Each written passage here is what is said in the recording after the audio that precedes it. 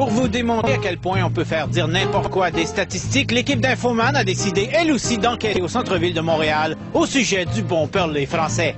Une journaliste du Journal de Montréal dit s'être trouvé 15 emplois en parlant seulement l'anglais en allant porter son CV dans 97 commerces. On aurait pu titrer que 82 commerces ne l'ont pas engagé ou 84 %, mais les incroyables statisticiens du journal ont trouvé le moyen de conclure qu'il est difficile d'être servi en français à Montréal.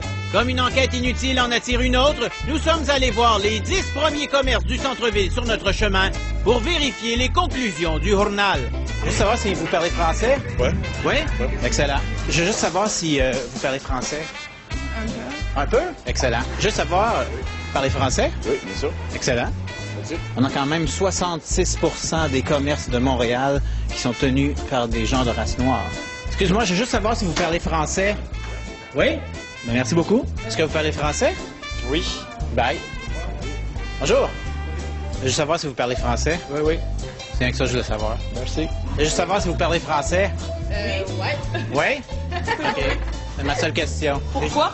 Pourquoi? Pourquoi? Je fais des statistiques. À date, 100 % des Asiatiques qu'on a rencontrés portent des décolletés. Allez, je veux juste savoir si vous parlez français. Ouais, mais je suis pas intéressée. Non, mais c'est ma seule question. Vous parlez français? Excellent. Un dépanneur.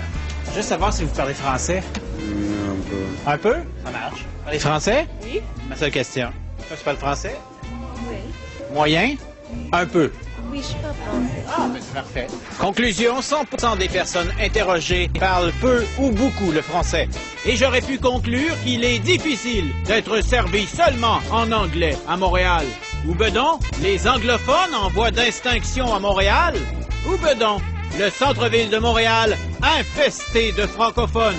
Et ne panique pas, Pauline, notre enquête ne vaut rien, comme celle du journal.